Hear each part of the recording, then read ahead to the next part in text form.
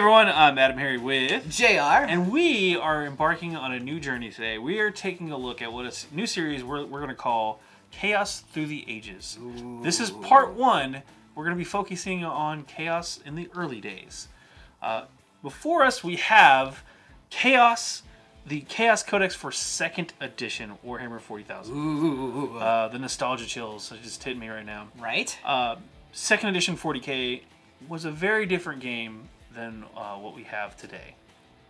And the Chaos Space Marines, also very different. I can tell already just by looking at them. I see there's Abaddon on the cover there. Oh yeah, good stuff. Good old Abaddon. Abaddon. This was the first book where we actually got a look at Chaos Legions as proper things. Oh. Before this, we had the Realm of Chaos books. Yeah. Which were a separate thing altogether. Kind of where Rogue Trader era, where 40K and fantasy. Right, they kind of blended together, exactly. Right? So and this you had like, I think in some of those books you could get like Chaos mutant powers as like a fantasy character. Yeah, you could get a plasma gun. Yeah, one of them is you've got a bolter. Yeah, so very different type of vibe, but this is the first time, so we're going to dive in. Cool. We're going to go through this one pretty quickly. We're not going to go through all the details, all the nitty-gritty stuff, but we are going to flip through the book here to show off some of the old artwork and kind of talk about what Chaos was back in the early days. So you can see here, that's a picture of the Black Legion, by the way.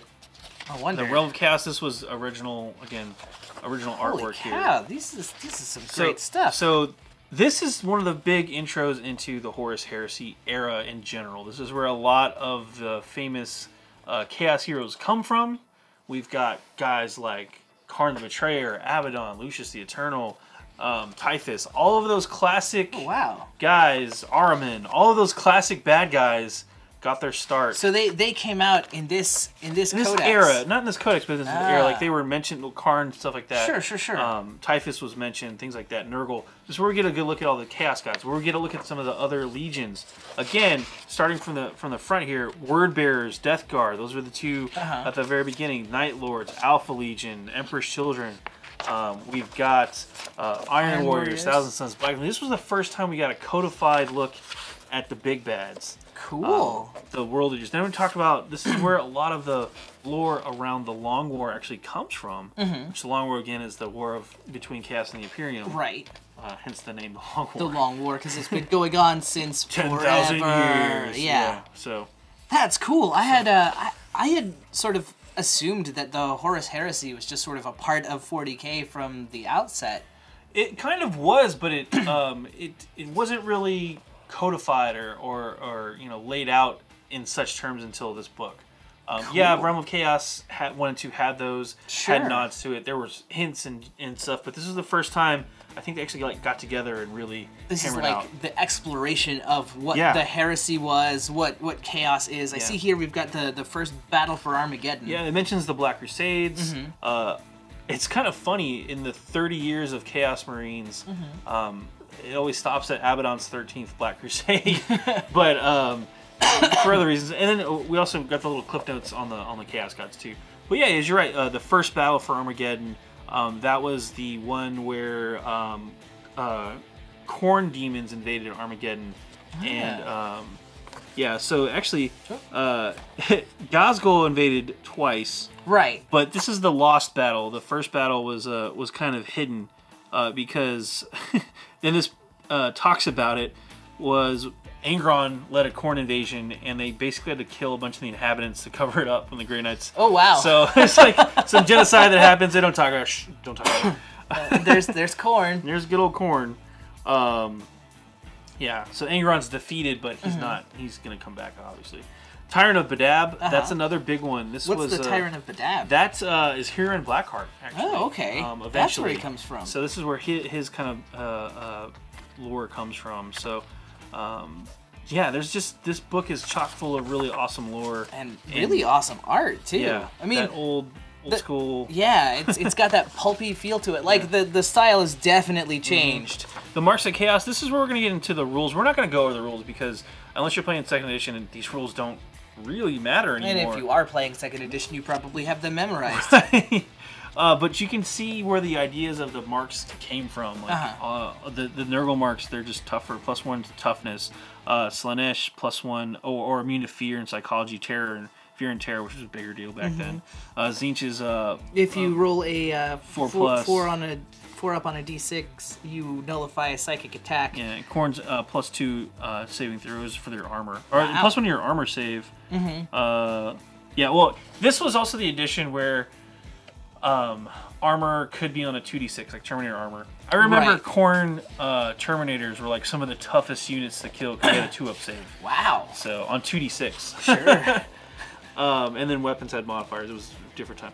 Chaos Mission, this was, if you've never seen one of the second edition books, this is kind of how it was laid out. But you get the idea here. So let's flip through that. You have we have to show off the art of the pictures real fast. Absolutely. Some iconic stuff. Let's go ahead and show off the models. And for folks that want to complain about how old their models are and think that, we haven't had a new Abaddon in almost 30 years at this point. Yeah, it's the There's same guy. Same model, exact same model for Abaddon. We have had new Terminators. Absolutely. They no longer look like little tusked, betusked beetle guys. It's totally true. But at the same time, some of these old models look pretty awesome. They do. Like some of these old Marines look great. The old second ed Marines and stuff like that. We gotta show off old school Berserkers. Yeah. They have been redone since then. But absolutely. These are, some of the first ones. You can still see that like iconic style. Oh, there's the old Karn before he got an upgrade. Before he had a friend. Yeah. But you see, again, Night Lords, their old school paint scheme looked awesome. The old Metal Dread with the what is that thing called? Like the claw thing. I forgot what it was called. Power Scourge. That's what it was. Power Scourge. Yeah. That seems terrifying. Insane. It was.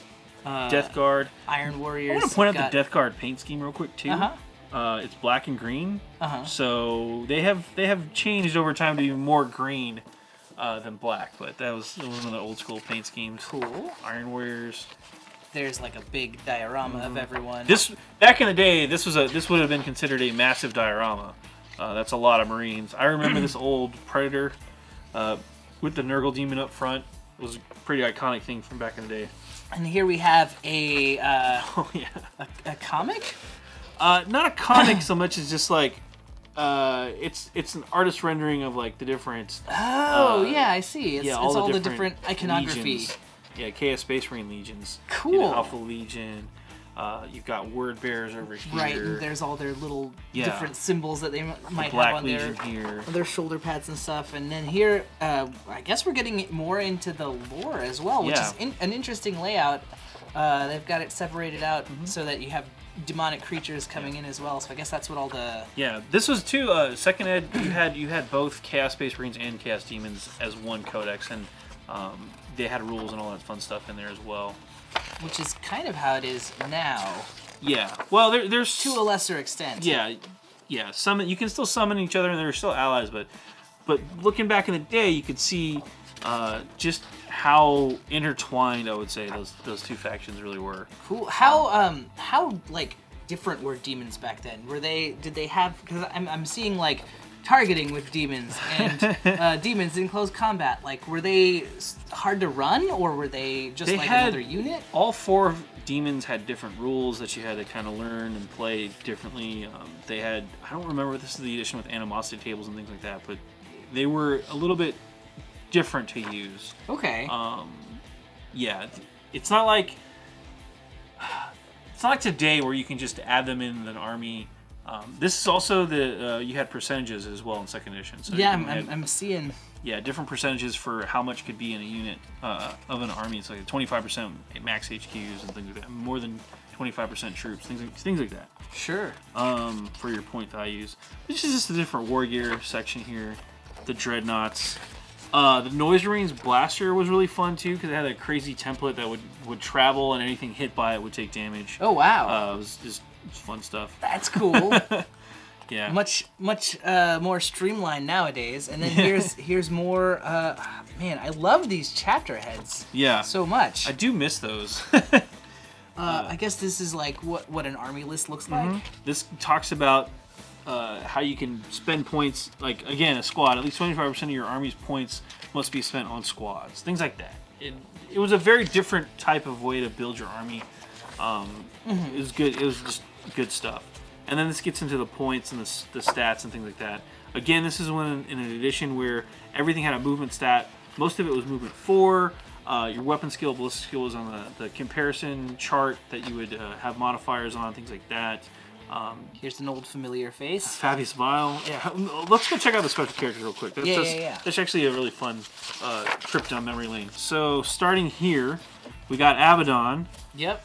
Then we've got Karn. And then Fabius Vile. Fabius Vile, yep. And then all of the pages. And you can see like the way they did their characters. They had giant sections about the lore of the character, special rules. Yeah, this is still Huron Blackheart here has a whole bunch of lore to begin with. Then it talks about what his rules are. Then it talks about what his special rules are, and like special units that you can take might have with him. Yeah. Like he's got Red Corsair Terminators that he can take. His Tyrant's Claw, that was his special weapon. Armin's got a whole section here. Oh wow, yeah. We're not even into rules yet. Look at all that lore. That's just all background lore. And then they would even have these sections broken up here too with more information. So you get the idea though, like giant section heads, designer notes, awesome artwork all throughout this book. Yeah. Again, it was a mix. I loved how they had these data sheets in the books too that you had permission to photocopy and then print out. So like Land Raiders and things like that. They also had Warrior cards and little templates. The little templates you were talking about. For so blight grenade markers. Yeah, just fun stuff. That's pretty cool. Yeah, they had the Chaos Reward cards too. So aside from introducing the get the idea. introducing like the expanded look at the Heresy era and what like a Chaos army looks like, what would you say is one of the most important like developments of this book? Wow. This book was, again, the first time that we saw the Legions actually codified. We have a book about Chaos Space Marines.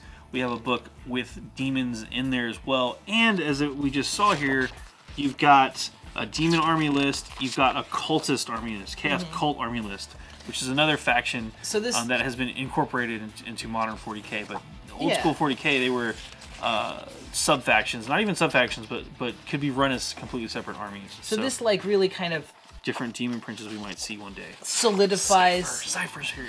So this sort of solidifies the idea of like Chaos as the antagonists in 40K. Definitely. This book definitely made Chaos the big bad. Chaos was the ultimate evil in 40K, the ultimate bad guys.